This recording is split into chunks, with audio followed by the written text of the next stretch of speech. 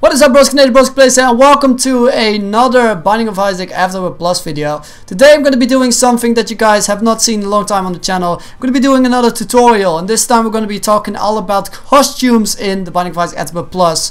And this is really cool because I'm going to give you guys some really cool tips in order to make your costumes work in the game. How to have some really cool side effects to them, and how to cheat with costumes to make something really incredible. So before we get into that, if you guys could like and comment, if you feel absolutely awesome, let me know in the comment section below which I need to do a tutorial of next. And yeah, let's begin on the thing that I want to show you today. So I have a mod selected now, which I will show you right now of what we're going to work on today and what I want to basically achieve with you guys. So we're going to give ourselves radioactive tears, and as you can see, we have this new body. And yeah, this new body is basically, it is green. It is not normal, it is just green. And this item is also going to be in my mod. Buy it, download it. It's not out yet.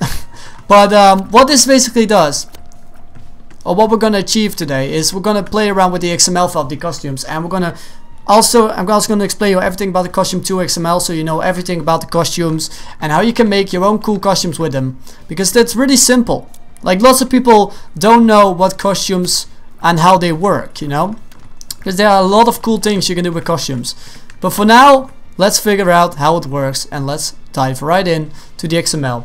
But first, before we do that, I want to show you another awesome costume, which is Ma's Breath, and this one gives us an awesome Ma costume. As you can see, the mushroom, yeah, I tried to play around with it a little bit for the charging animation, but I haven't achieved it yet. But we're gonna talk about that later. But first, let's figure out how to do a costume. All right.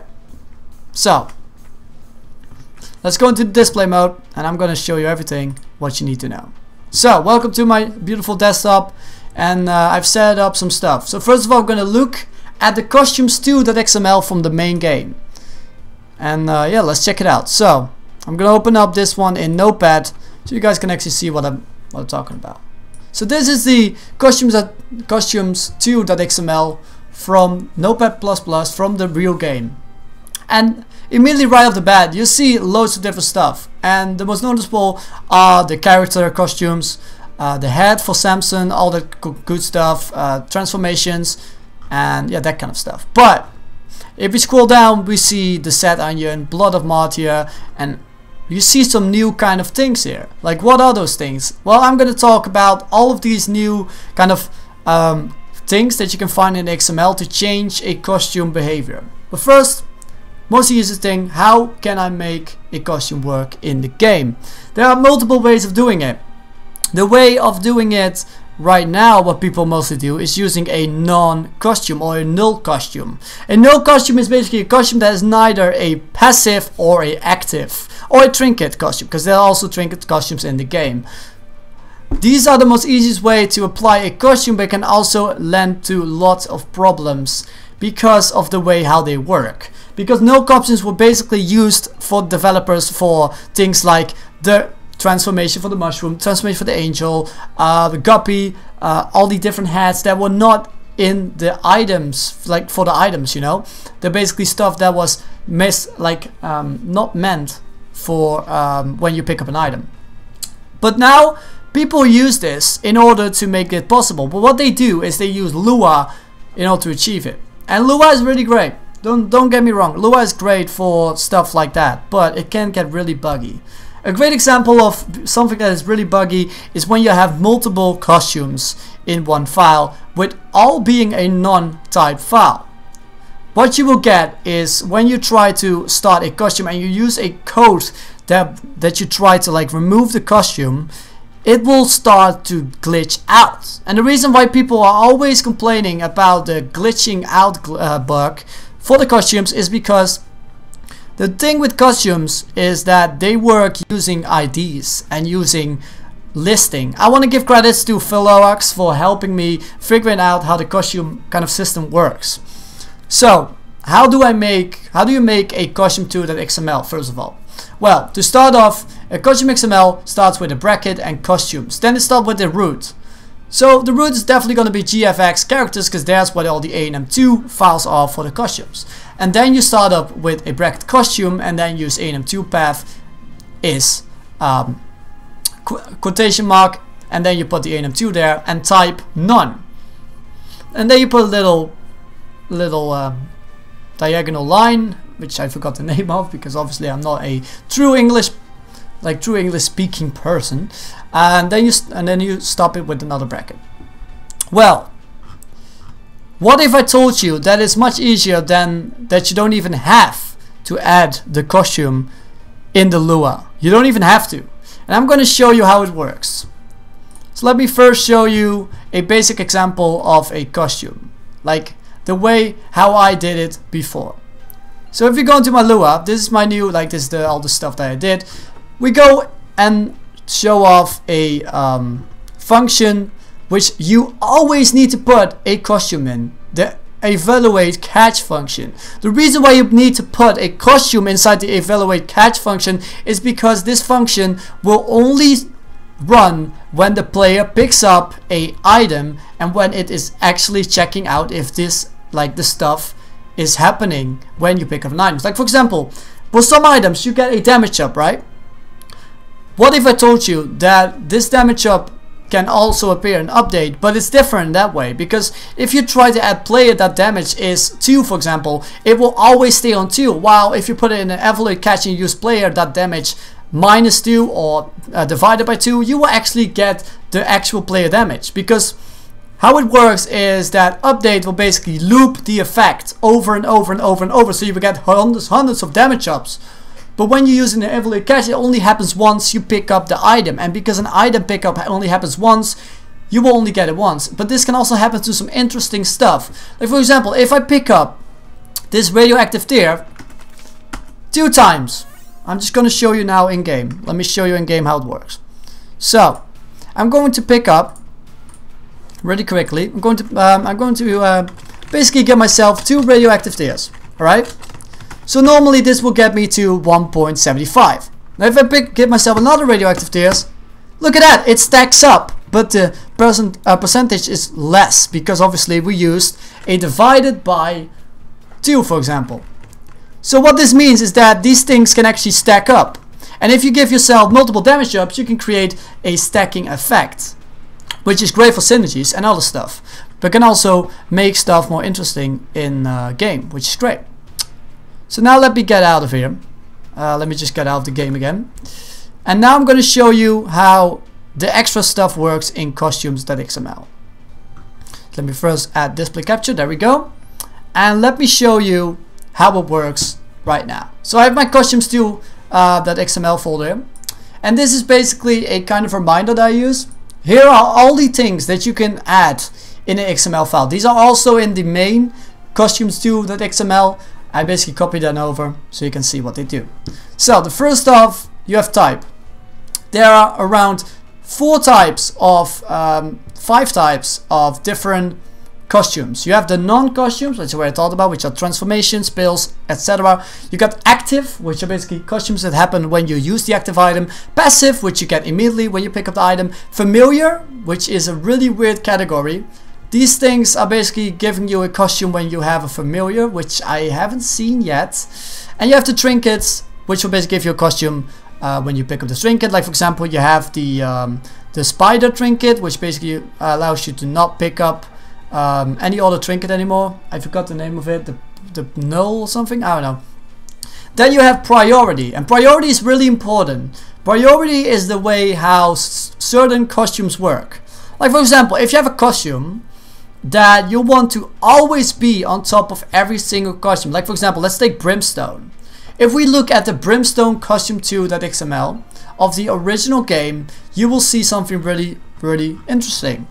So if you scroll all the way up to a little Brimstone costume, which is right here, you will see that there's a priority of 23. So that means that it will actually overwrite Dead Bird and Ninefold and Oya Board and so on and so forth. But if you look at the game kit, it actually has a priority of 100, which is different, and it also has a different skin, which you can use by define by using hasSkin alt. Now, how can we actually make an item that will always be on top of every single costume? Really damn easy. It's like the most easiest thing ever. All you have to do is put a priority of over 400. This way you will always have a costume that will be on top of every single item. Doesn't matter if it's brimstone, doesn't matter if it's anything else, it will always be on top of everything, which is great. For like some items that would change your look, this is a great way of doing it. Now, another thing that a lot of you guys have been asking is the skin color. What are the skin colors and what are these numbers? Because we see some skin colors right here, for example. You see one that has like, here for example, you got one that basically says 1.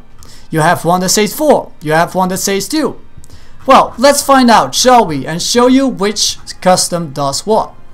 So, what I'm going to do right now is I'm basically going to go on and show you every single skin color that is available for your item. So let's start with -1.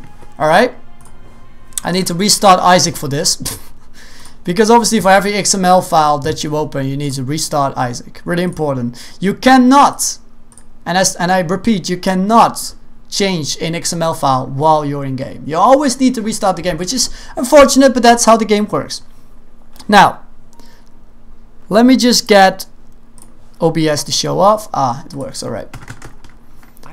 Now, let me show you how the -1 skin color looks. We're gonna pick up the radioactive tear and show you how it looks. Alright. So this is what happens. As you can see, nothing happens. It just stays normal and you have just normal Isaac's body. Alright. Now let's show you the second one, which is 0. Alright.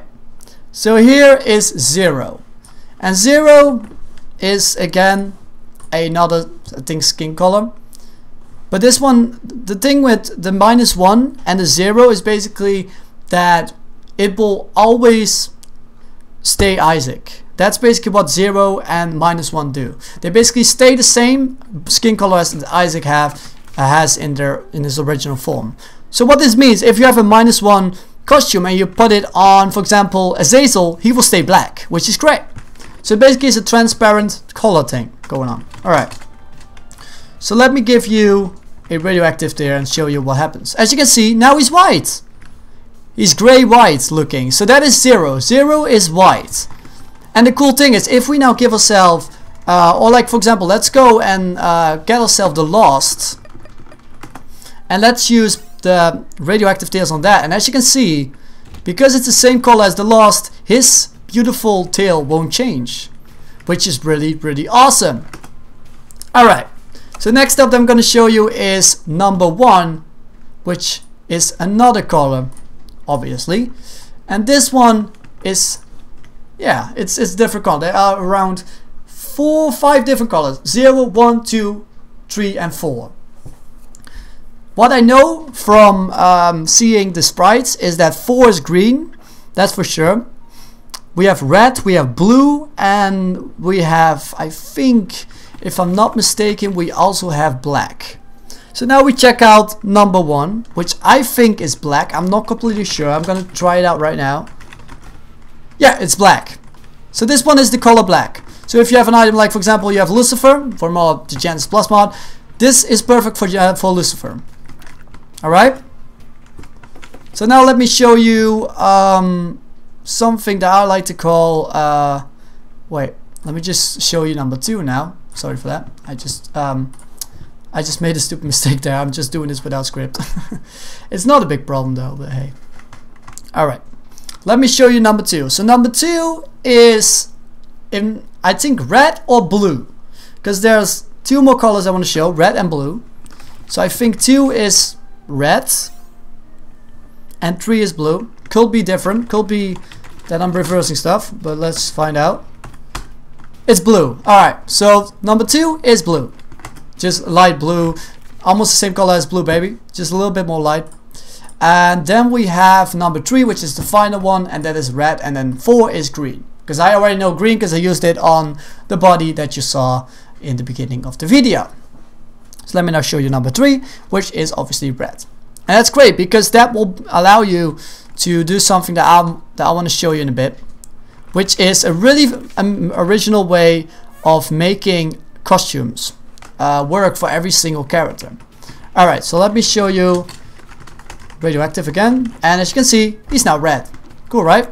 Alright, so now I'm going to show you the thing that I like to call adaptable costume technique. That's my kind of pronouncement for it, because I am really like stupid and I have like a weird way of saying it. So when we go to resources, oh wow, it's just alright.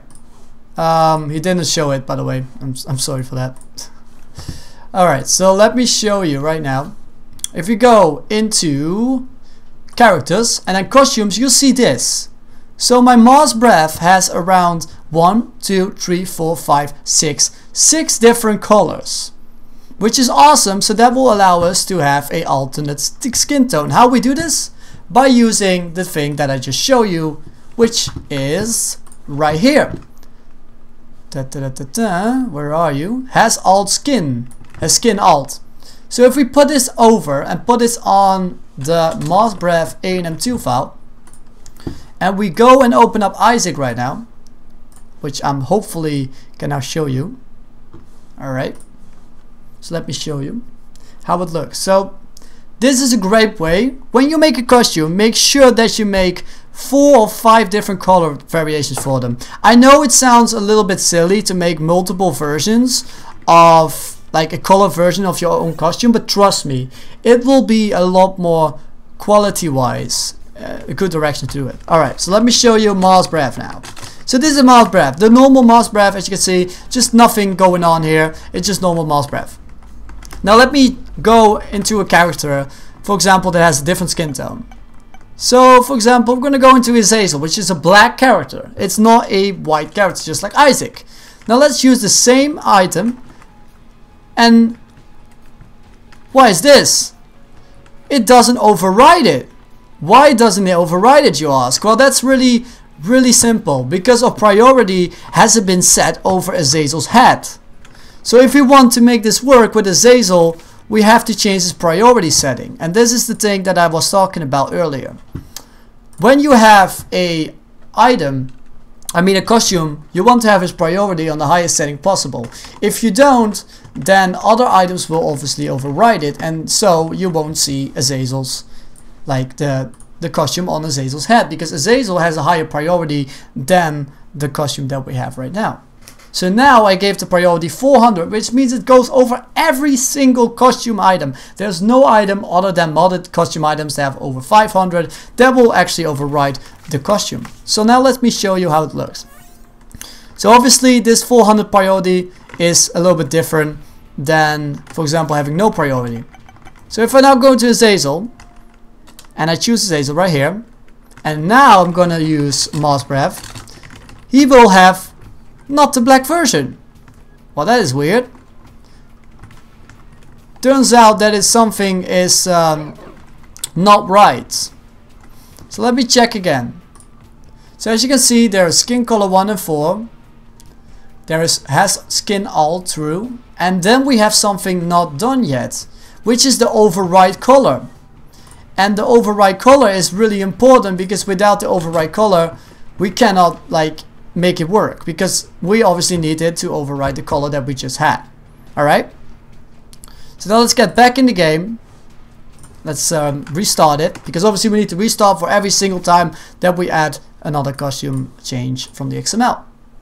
Alright, so now we did it again, and now this happens. Obviously it should now work, and it should be the black variant for Azazel, because Azazel obviously has his skin color changed in the player, the XML file, which we'll be talking about another episode. I want to be talking about all the single different XMLs and all the secrets to them, because there are loads of cool stuff you can play around in the XML files, which I haven't noticed anyone talking about yet. Alright, so now we have Azazel. Now let me give him again the Mars breath, and now this happens. He still hasn't changed. That is definitely weird. Wait, let me give him an item like Lord of the Pit. Weird, for some reason his sprite itself won't change. Let me give him Brimstone. Alright, we get Brimstone. Let's try Moss Breath again. Huh. That is really weird. Let me think. Like, normally this should work. Alright. Could be that I have a little bit of a difficult thing with, yeah, as you can see, it doesn't change into a white version of it. Which is weird, because I have like all the different costume variants. That's kind of weird, yeah. There probably might be something in the log for me to see. No animation named idle. Add Moss Breath, blah blah blah blah. Nothing special there in the XML file. I'm gonna check it out really quickly. I don't think there are any errors. No, there isn't. There is no error found in the costume file. Well, that is a weird thing, because obviously this should work, because we have priority 400, we have skin alt is true. So the game knows that it needs to override the color. And I think we have the skin color tree, but for some reason we have something missing here. At least that's what I'm feeling. What is has overlay, you ask? Well, let's try it out, shall we? So we now try out has overlay. I don't know if it works, but that is one of the things. It should work with what we have right now, but sometimes it cannot work properly, because maybe we change some stuff here that is not proper, like the normal A&M2 map folder. Like maybe the file names are messed up. So I think there are more variants. Are there green variants of this, or is it just like, let me just see Monstrous Lung. So Monstrous Lung doesn't have a red version of the same item, which is funny, because here is Monstrous Lung black, blue. Oh wait, we have Monstrous Lung black, blue, and yeah, green, red, white. So I don't see the problem here. So there must be something going on which we haven't done correctly. So let's compare the two and let's see what's wrong. So we have Moss Breath, costume Moss Breath, yeah. Black, yeah. We have blue, we have green, you have gray, which should work good, red and white. We have literally every single one that we need. So that's really odd. Now I don't know why it isn't working for me. It should work. So that's really stupid, but hey. Maybe it's because we need to use skin color, I don't know. Or I'm just checking out all the different ones right now. So it turns out has skin alt is true. Basically, it's the only thing that happens for Wooden Spoon, for example. And Wooden Spoon does have a different color. As you can see, Wooden Spoon has about 1, 2, 3, 4, 5, 6, 7 versions, just like ours. So what we're gonna do here now to try it out is we're gonna remove all of this and just use this has skin alt. This is the only thing that we're doing right now. Nothing else, just that. Alright, so now we close it again and try once more, and then if that doesn't work, I'm gonna move on with the next thing that you guys need to know about costumes. Because there's more stuff that I want you guys to know about costumes. Because it's not only making costumes, there's lots more stuff you can do with it. Alright, so now let's try once more, and if it doesn't work, I don't know what the fuck I'm doing wrong. Alright, so I'm gonna get myself an item that will basically change me into a black version. And then I'm gonna get myself Moss Breath, and if it doesn't work, then that's unfortunate, but obviously that's good. Alright, so if we know Moss Breath doesn't work because obviously Brimstone overrides it, so let me use another item instead. I'm gonna get myself Infestation, which will make me green. And as you can see, it doesn't change color. So that is really funny, as that doesn't work. So apparently it doesn't work right now. Maybe I can get it working later. But for now, let's move on with the next thing, and those are animated costumes. Alright, so how do animated costumes work? Oh wait, I didn't even show it right now.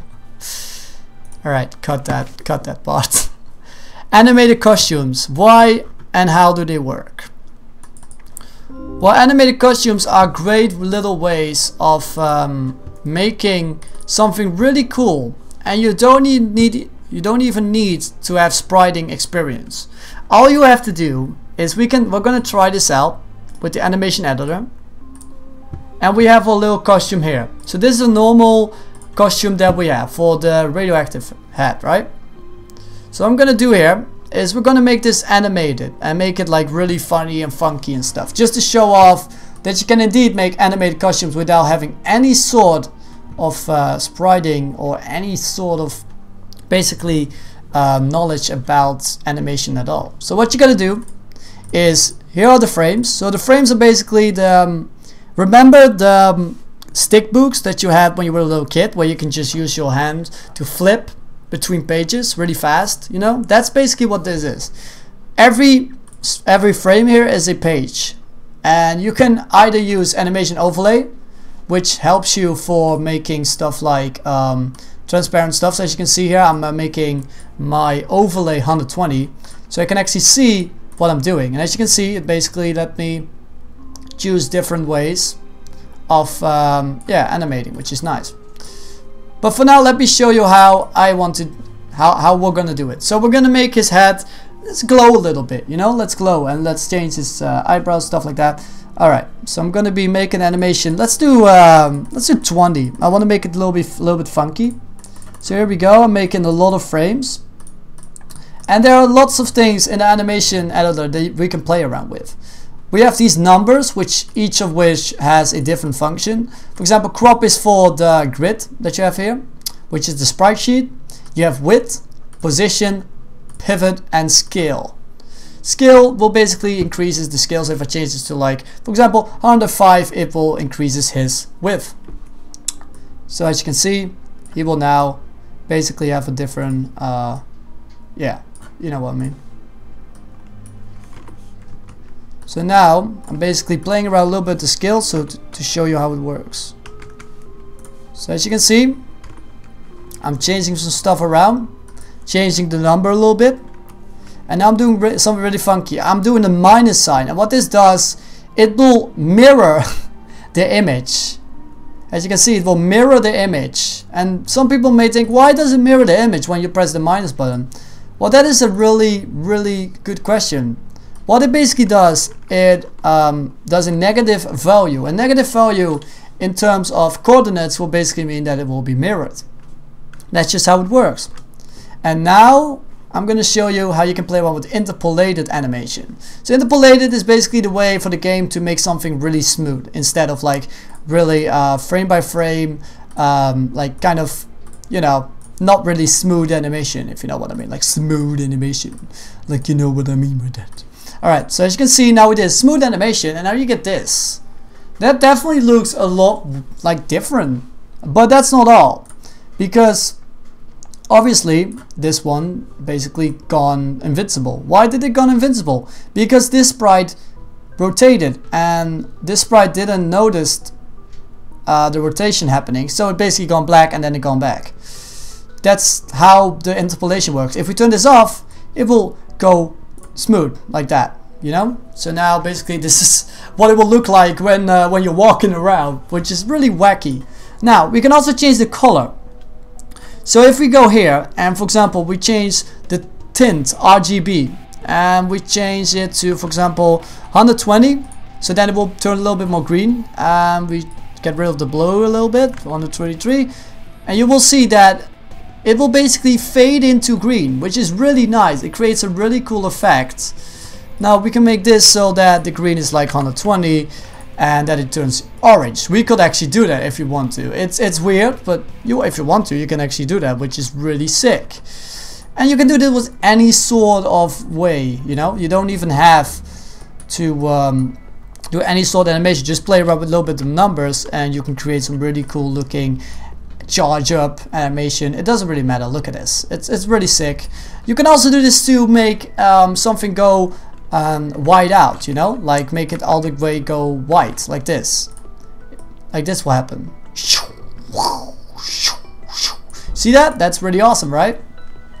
It's like a little appear animation. You can make this really damn easy. Just by playing around with the offsets, you can play around with all sorts of stuff. Now, how do you make something fade out? Well, that's also pretty easy. All you have to do is change the tint off and change it to 0 and it will disappear. And as you can see, it will fade out to the whiteness. And it will return like this. See that? Don't do that for constant animation because that looks pretty bad. But yeah, that's a really cool way of animating your stuff. And you can do this, you can make animations longer by pressing the duration button and make so that, for example, if you want this to make him like stretch out a little bit like this, we can actually do that by doing this. And he will be basically, yeah, like this. Boom, boom, boom. And it seems kind of wacky, you know? It seems kind of stupid. But this basically what happens, and then he just rotates. That's another thing. If you rotate it, it will basically 3D rotate the image, which is really sick. That is really cool. And then we can actually change this so that it goes all the way back to, like, for example, yeah, so that it goes back to here, for example. You know? That's kind of what I mean. You can change this whatever the hell you want. You can make him so it goes back, flipping back like that. And that's just all the fun stuff. And then we have to change the animation editor and we can make it longer. So that will look like this. There's just so much cool stuff you can do with this. Another thing you can do, for example, you can add your own sprite sheets to this. So if you want to add, for example, a item, like if you want to add a item, like an effect, for example, we want, let's do something poisonous.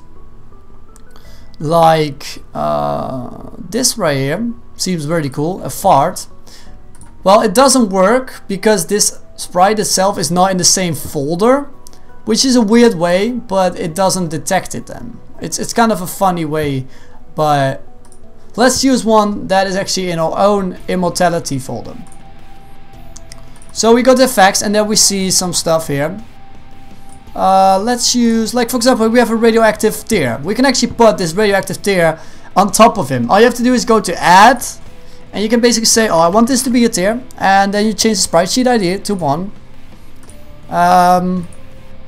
Oh, that works, okay. So now we have this little tear that we can select. So if we want to have like a tear that goes bigger, we can actually do this. Watch this. We select the tear, and we basically make the sprite. So this is the normal sprite. We can put him on top of this head. And what we basically can do is we can make this a really long animation, like make it like 10 or something. And then we can say like to make the sprite go like this. And we make a new end frame and we change it to be like that. Oh, that's too big.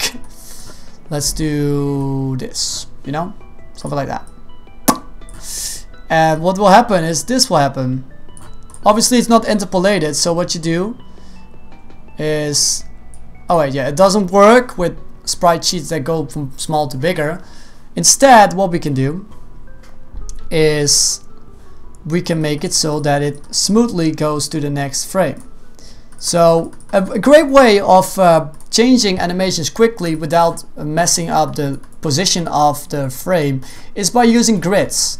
And you can do this easily by just playing around with it and just making them 32 by 32 so they fit perfectly. As you can see, these all look perfectly in the same position. And now if we click here and we choose this, for example, it will immediately pick the perfect spot for it. Just have to position it right at where we want it. And we just add more frames like that. And we can play around with this all day long. That's the great thing about these animations. As you can see, I'm just making the tear go bigger, bigger, bigger, bigger, bigger, and bigger, like that. And you can play around with this, and it looks really sick. Look at this. Well, it just goes like big, and then, yeah, you know what I'm talking about. It's just a little gimmick that you can add in if you want to, just like that. See? Whee! And then you can make it smaller again by copying the frame. Copying this frame, copying this frame, copying this frame, copying this frame, copying this frame, and done. And all these frames are interpolated, so they look really smooth. For some reason, this one won't go back to the normal size, which is funny. which yeah, they don't go to the same frame. They basically interpolated, so they will be like, oh yeah, let me just just do it different here. So then I just say, oh, I want this to go back normal to like small again. I can do it really easy. Just do this, then select another frame, then select another frame to this, then select another frame, and just selecting them all just like that, and then it looks really, really good. Done. And you create a little animation, and you can say, oh, I want this one to fade out. No problem, just do 0 and done. That's it, and it's gone for good. So that's a cool little thing that you can do. There are loads of more stuff that you can do with these costumes, which you can create whatever the hell you want. You can make animations from the fly without having any animation experience at all, which is awesome. I think this is a really robust editor. It has a lot of features. There's one thing that I do hate about this editor, and that's that there's no undo button. I just absolutely hate that there's no undo button. So as you can see, I just created a new animation and it looks really cool. So now let's check it in game, shall we? And for example, it now faded away, which is kind of funny. We can just remove that and it will just go like this. And then we can make it so it loops by pressing the loop button, and now it will loop the animation like that. It's kind of funny though, but yeah, let's check it out in game. So this is something that not many people know about. So now if we check out in game, we just stop the Isaac music here, but it's just for a little placeholder music right now. And yeah, let me show you how it now looks. It looks really, really unique. And yeah, you can play around with this whatever the hell you want. You can make glows, you can make stuff disappear, make appearing animations. It's really robust, really nice. And let me show you right now. I'm not in, yeah, I am actually in the, oh wait, am I? Yeah, I am. Okay, so let me show you how it looks. I'll pick a radioactive tears. Look at that, it now animates. Look how cool. It animates just like that, and it also has the shooting animation. It looks so funny. And you can do this with any sort of way. You can do this with costumes, with items. Hell, you can make item sprites animated. You can change the story, like you can change cutscenes. I will tell about you guys in the next episode tomorrow. I'm going to be telling you guys all about the cutscenes and how you can change those. But now, I want to thank you guys all so much for watching. This was BroskiPlays with another modding tutorial, this time XML files. Next episode, we're going to be looking at the player XML and finding out how you can create a really cool character without even using Lua, and just showing you all the stuff that you can change with the XML files, because I think a lot of you guys are really like underestimate about the Lua files and how like interesting they are actually. So yeah, that was BroskiPlays. Thank you for watching and stay broski.